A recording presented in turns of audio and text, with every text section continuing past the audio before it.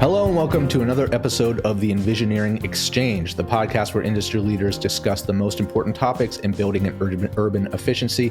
I'm your host, John Sheff, Danfoss's Director of Public and Industry Affairs. Now, before we get started, you can subscribe to our show on Apple Podcasts, Spotify, SoundCloud, or wherever it is you get your podcasts. And today I am going to be talking to you about the latest updates in the refrigerant transition as we head into 2022, the first year of the AIM Act Phasedown. So this is an important topic. There's a lot of changes coming in both AC and refrigeration, and we're going to discuss some of them and the potential pitfalls as we head into the next few years of the Phasedown. So 2021 saw the implementation of the AIM Act Phasedown get underway in earnest. The U.S. EPA spent the year setting its allocation rules for producers and consumers of HFCs, and these allocation rules were based on the three highest years of production between 2011 and 2019. And what the EPA did was they set the allocation rule for 2022. They're going to use that same process that they already used for 2022 for 2023, although the allocations have not actually been set. But as we'll get to in just a moment, 2024 could present some potential issues, and the EPA has agreed to revisit that allocation process for 2024. So we'll know more about that in the coming months or maybe the coming year. But as of now, one of the big issues is we have the AIM Act figured out. We have a phase down schedule set, and we have some sector-based controls that we think will be relatively steady as we move forward. Whether it's AC starting in January 1st, 2025, this is the same rule that CARB set. Chillers starting January 1st, 2024, and these GWPs set at most likely will be set at 750. These limits for the national phase down, and commercial refrigeration, which will have a longer lead time. So starting in 2022, we've already gone into what's likely a transition with 448 and 449 with GWPs, I believe, in the 1400 to 1500 range. And then moving forward, we'll likely see a second step down either to 150 as they have in California for new equipment, or somewhere around 300 to allow for a wider range of HFOs or A2Ls. But those things I believe that we can count on relatively certainly. What is uncertain right now are the status of the building codes. Right now, fewer than 10 states have either updated their codes or passed legislation mandating that they do so to allow for A2Ls in advance of that January 1st, 2025 date for AC, the big date there.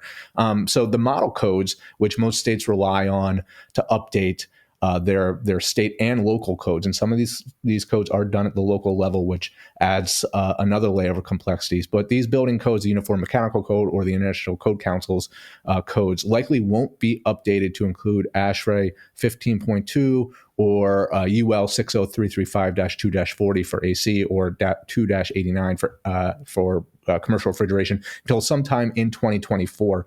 That means that states and localities would only have a short period of time before that January 1st, 2025 date to incorporate those codes. So what this means is that it is unlikely that all 50 states will have their building codes updated in time to allow for A2Ls by January 1st, 2025 for residential air conditioning. To further complicate matters, the AIM Act's first large decrease in available supply of HFC refrigerant is set to occur January 1st, 2024. That's a 40% drop in the available supply of HFC. And so that is a big drop. And when you combine that with the percentage of states that are likely not going to have their building codes updated to allow for A2Ls, it means we could have a real refrigerant shortage as we head into 2024.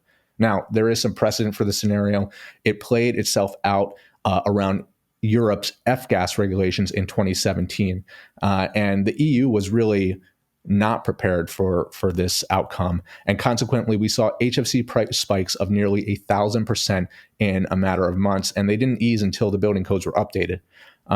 So unlike the EU, however, the U.S. market is well aware of the potential shortfall several years in advance, and we're working hard to head off that outcome and those huge price spikes in HFC. So AHRI is working diligently with the states to update the building codes. They're working with the Climate Alliance states. These are the states that had joined the Paris Climate Pact several years ago, and about half of them, maybe 12 or 13, had committed to incorporating SNAP Rules 20 and 21. HRI is working diligently to transition those states from working to incorporate the previous SNAP rules, which will be likely part of the EPA's sector-based controls. They're working with them to transition from working on SNAP rules to updating their building codes to allow for A2Ls. And so the percentage is not going to be zero, obviously, of the states that are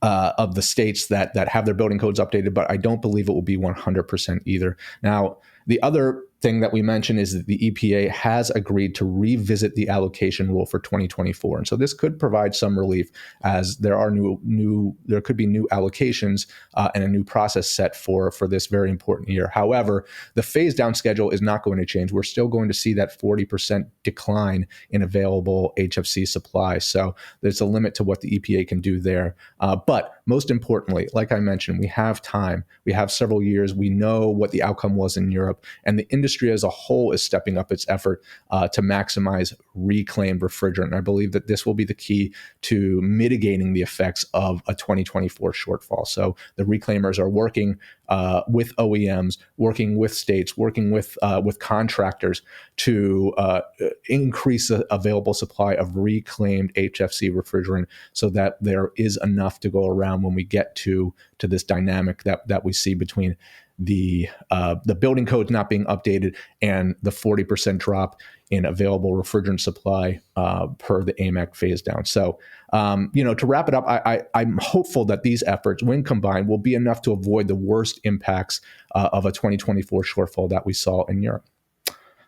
So that's really it. That's the update on refrigerants as we head into 2022, really the first year of the AMAC phase down in earnest. And if you remember what we were talking about just a few years ago, fractured refrigerant landscape and many states going in many different directions. We're in a much better place now. We know what's in front of us. We know what the solutions are. We just need to work to get there. So that's it for this episode in the EnVisioneering Exchange. Don't forget to subscribe to our show on Apple Podcasts, Spotify, SoundCloud, or wherever it is you listen to your podcast. And lastly, if you enjoyed this episode, don't forget to rate, review, and share with your network. Again, my name is John Sheff, Danfoss's Director of Public Industry Affairs. Thanks for listening. We'll talk to you next time.